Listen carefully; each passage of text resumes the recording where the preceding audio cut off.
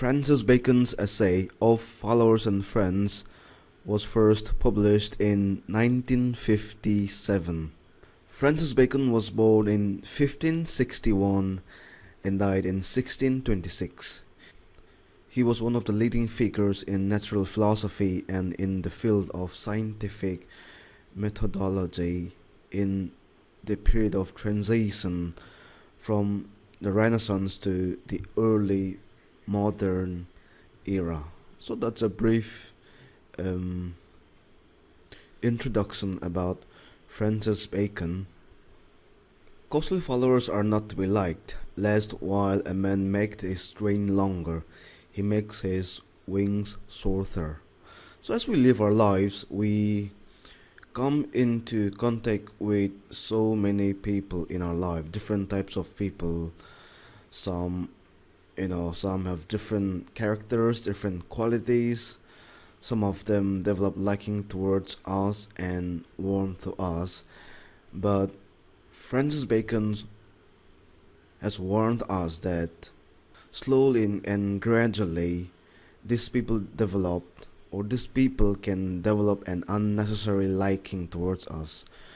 In the sense that while their aim to get closer to us is quite narrow and selfish, they only want to extract their benefit out of us.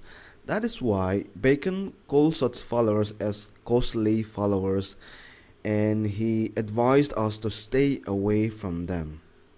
So we might have so many followers, but Francis Bacon has warned that there are many followers whose aim is to get closer to us and is quite narrow and selfish.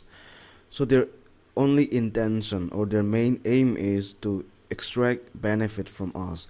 Whatever we have or what are the things we have, what they want is they only want something from us.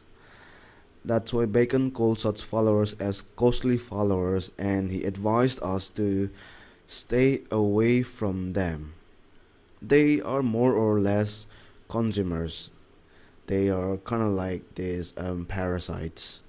All they want is they want something from us at their own expenses, and such people will follow us only when we have something, only when we have money, only when we have something which they can sort of gain from us. So once we don't have anything with us, then we will see how the true colors of such followers. They are costly followers. I reckon to be costly not them alone which charge the powers, but which are wearisome and importune in suits. So nevertheless, these followers are not only calculated to be costly, but in many ways they are also these huge troublemakers, and they will just harass or they will go against anyone for their own benefit. And what we need to do or what we should do is we should stay away from such people. So costly followers. The first and foremost, Bacon starts with costly followers, and he advised us to stay away from them. So costly followers, what they do is they only follow us, or they are after us or you only for their own benefit. Costly followers are not to be liked, lest while a man makes his train longer, he makes his wings shorter. So the more you have such type of followers, the lesser our resources will be. So here I reckon to be costly not them alone which charge the purse, but which are wearisome and importune in suits.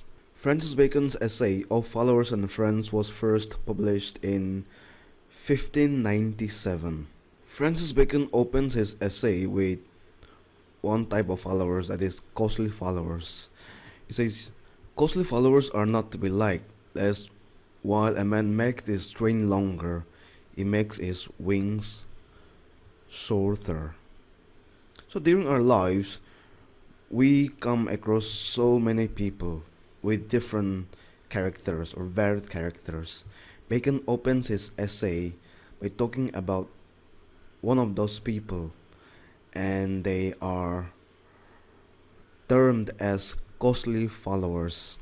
So, slowly and gradually, these people, these costly followers, they will develop this liking, or they will try to follow us, or they will be after us. But their main aim to get closer to us is quite narrow and selfish. It is only for their own selfish needs. They only want to extract their benefit out of us. It is still so applicable even now, because there are so many people who will be after us, who will be after you only for their own selfish needs.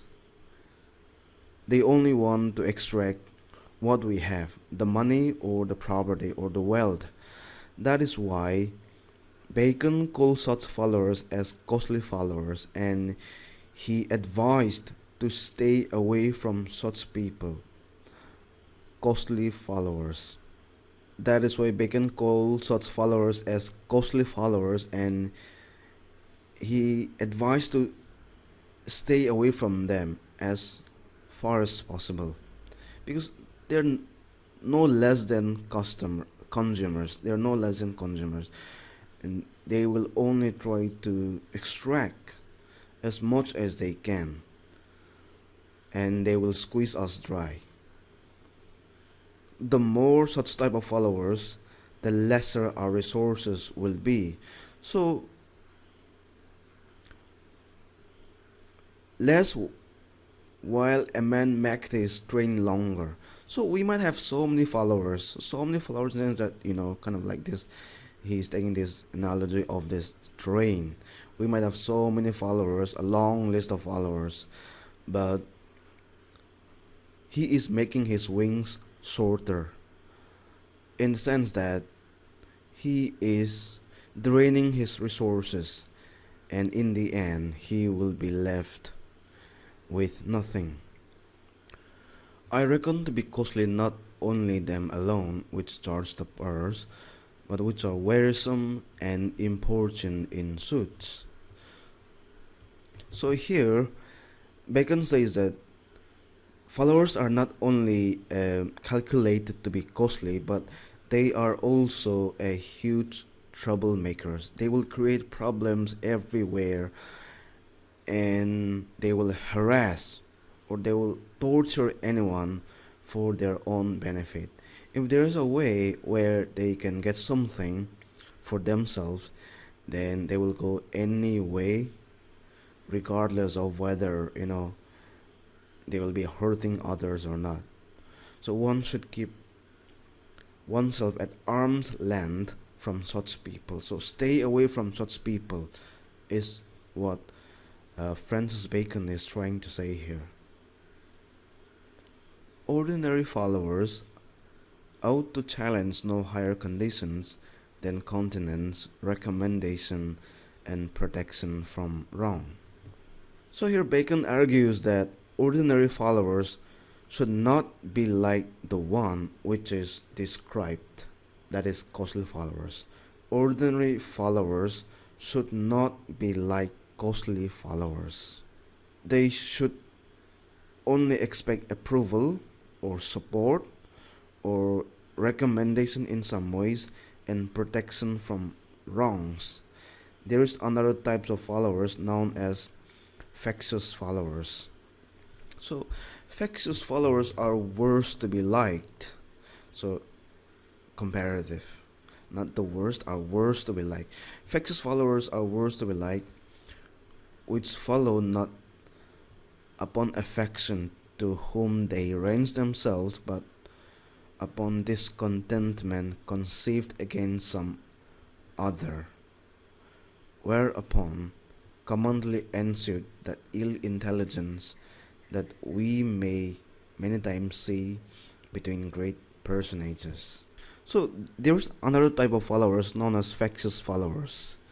These followers don't follow you or these followers don't follow us because they like us, but they hate others more than you, in close contact with you. But the thing is, he is not with you because he's happy to be with you, but he's with you because he is not happy with someone else. So in sense that these followers don't follow you because they like you, but they hate others more than you. Throughout the history, such people prove to be a great waste of time, money, and energy.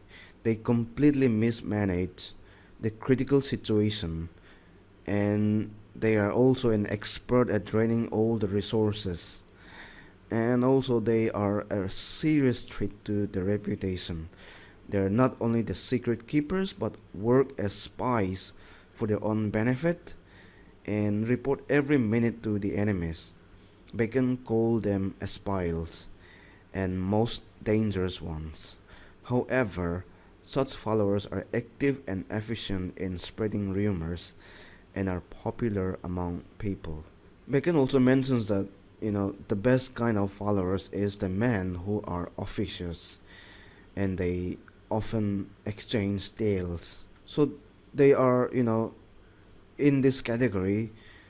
Bacon include soldiers who fought for their leaders and are loyal and virtuous to them. And they are also the most trusted people who devote themselves to a particular man and worked to increase his reputation. Such people, contrary to the factious followers, are less popular among people. But Bacon furthermore argues that there is another kind of followers whose sole purpose is to make people realize of the virtue and focus on those possibilities that will advance the code in all people, not specifically in one class. So it is better for the leader to make followers who are more virtuous, kind, and loyal to him than the professional, capable people who follow him for their own sake. Likewise, glorious followers who make themselves as trumpets of the commendation of those they follow are full of inconvenience, for they attain business through one of secrecy, and they export honor for a man and make him a return in envy. So there are another apparently desirable type of followers who also can cause difficulties for you, and sort of they are just they will freely praise you before others. They'll try their best to praise you before others, but knowingly or unknowingly they will sort of give out some details about you. They'll give out some information about you, your profession, and your business, or your works, or what you are doing. So in this process, your competitors, or your enemies, or your adversaries get to acquire sensitive information about you. Such a situation can spoil your profession. It can sort of destroy your profession. And also, by showering praise on you in public, they create a backlash. Out of jealousy or envy, some people needlessly become hostile towards you. There is a kind of followers, likewise, which are dangerous indeed, as spies, which inquire the secrets of the house and bear tales of them to others. So if you are not discreet in choosing your friends and followers, you might admit to your inner circle people who are hideous.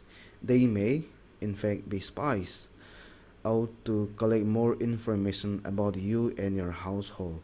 Such people are dangerous and must be kept away. So stay away from such people as much as you can. Yet such men many times are in great favors, for they are officious and commonly exchange tales. They are dangerous, but in some ways, Ironically, these types of men are quite often gladly befriended because they are instinctively they're formal.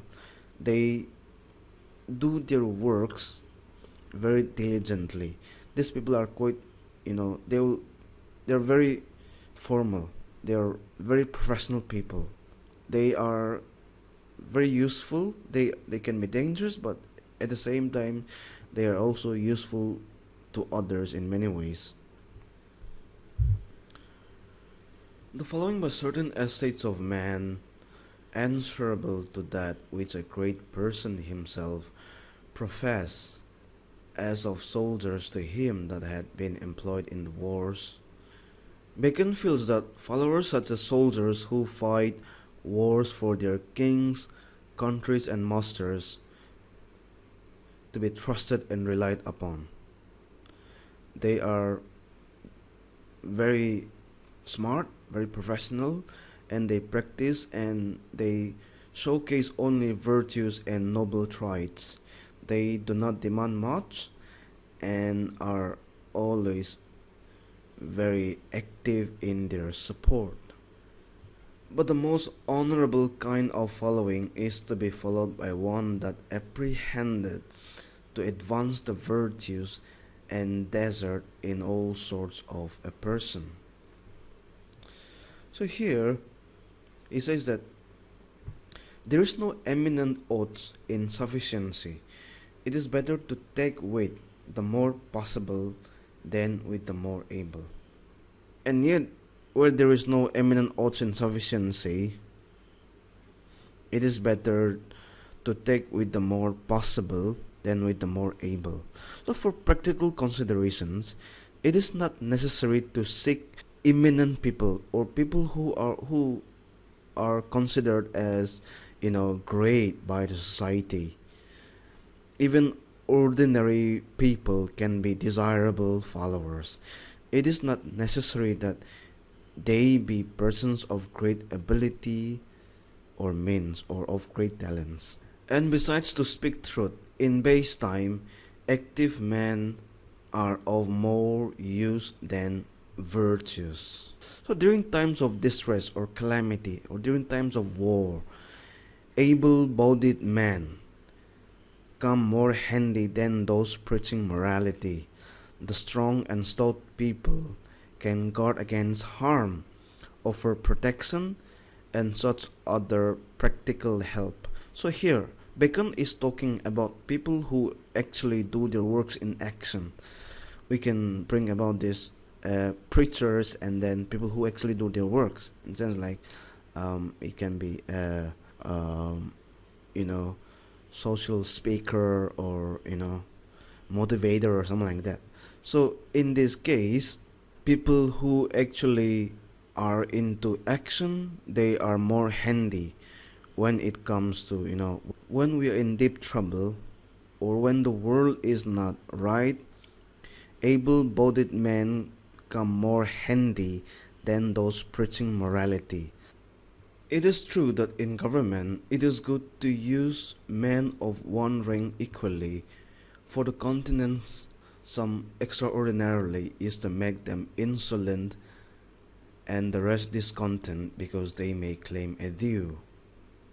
So Bacon has a word of advice for those in the top hierarchy of administration, at the top level of administration. He advises them or he counsels them about the way they should treat their bureaucrats or the middle level officers in the government machinery.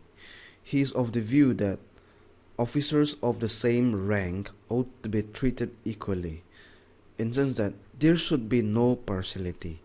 If this preferential treatment is given to any of them, they may become proud and arrogant. And also, apart from this, this bestowing of recognition or partiality on one person may annoy others or may be, not be good for others, making them feel deprived or, isolated of similar treatment, but contrariwise in favor to use men with much difference and election is good, for it makes the person preferred more thankful and the rest more efficacious, because all is of favor. So here Bacon says that showing favor to some officials has its good side also. It makes the officials more loyal and dutiful. So saying this, other officers might also begin to be more enthusiastic and sincere in their work. As a result, the whole government machinery shows more, this sense of alertness, or this readiness to work. It is good discretion not to make too much of any man at the first, because one cannot hold out that proportion. So here Bacon has a word of, a warning here. He's warning us. He says that prematurely praising someone or an officer before he delivers on a sustained manner might lead to the danger of overkill. Such undeserved praise may be counterproductive in the long run. So it is always advisable not to expect too much of someone at first. So, expectation, because one cannot hold out that proportion. It might be too much, and then in the end, it will be a disappointment. To be governed by one is not safe, for it shows softness and gives a freedom to scandal and disreputation. For those that will not censure or speak ill of a man immediately will talk more boldly of those that are so great with them, and thereby wound their honor. Francis Bacon continues by saying that it is also not advisable to repose all of your trust on a single individual. So it is very risky to, to trust all your trust on a single individual. It can be calculated or construed as weakness. The man may misuse his exalted position to malign other innocent officials. Therefore, multiple officers should be confided upon instead of one, so that the intelligence inputs are also cross-checked with one another, and the false ones could be filtered out. And also there are some vicious officers who may show no outward sign of their evil mind, but will not hesitate to denigrate others on getting an opportunity. Yet to be distracted with many is worse, for it makes men to be of the last impression and full of change. So he says that, however, having too many informants, or having too many people who will come and inform you, and favored officers is not a good idea, as conflicting inputs might show the truth. To take advice of some few friends is ever honorable, for lookers on many times see more than gamesters, and the veil best discovered in the hill. So there is little friendship in the world, and the least of all is between equals, which was wont to be magnified. There must be a select group of loyal officers who can be trusted to give reliable inputs. There is an adage that the onlookers get to see more of a game than those who actually play it. Similarly, the valley gets more better view of the hill. He also continues by saying that there is little friendship in the world, and least of all between equals, which was wont to be magnified. The people of the same rank often fail to cultivate friendship among themselves, because competition and jealousy. Such negative sentiments need to be contained. It should not be spread out. That is between superior and inferior, whose fortunes may comprehend the one the other. The fortunes of the senior and junior officers in government are intertwined with each other, so often so they often rise or fall together. If we look at the essay of Followers and Friends, it is one of Bacon's argumentative essay in which he argues about, you know, various types of followers. He also suggests that one should, stay away, or one should try to keep at arm's length from such followers that are harmful and espials, and must not trust them easily. So here what is important is that he he has written this essay to guide men.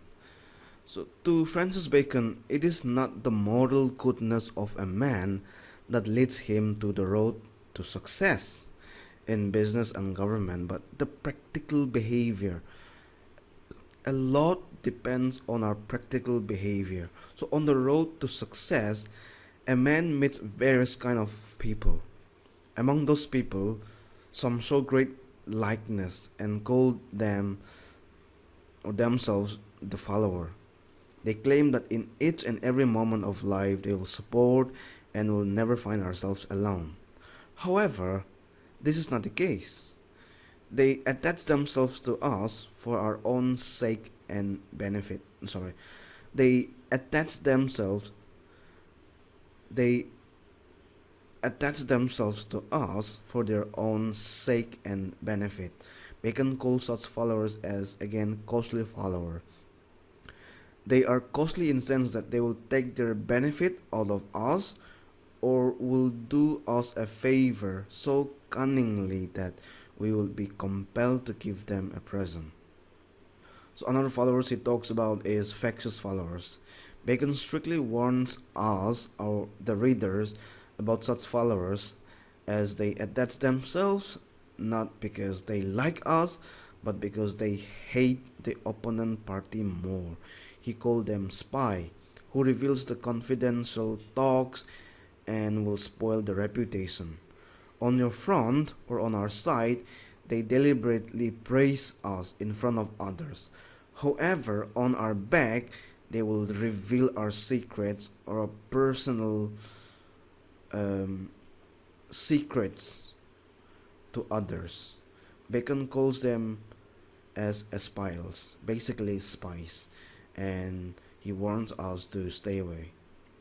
In spite of the bad people in our life, we also find the kind, benevolent people in our journey on the road to success. They are what Bacon called virtuous people, the real guiders.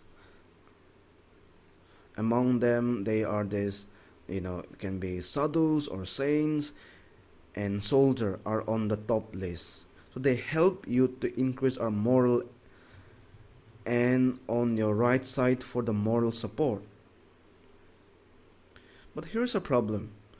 We cannot appoint these people on the high post of the government offices. For that, we need a highly professional person. So to sort this out, Bacon perfectly suggests that one should not appoint the person of an equal rank, as it will make them arrogant. Rather, appoint someone of lower rank and make him thankful. The best part of the essay is the end part, in which the writer depicts the nowadays reality of friendship. Bacon says, as we cannot trust the part-time followers much, we should keep ourselves at a distance from them and try not to make a lot of friends. Rather make few friends, the sincere one, and take advice and guidance from them. But what guarantees that the one we think is our friend turns out to be a snake? So, as among the equal ranks, because of the jealousy, friendship is abandoned or rare.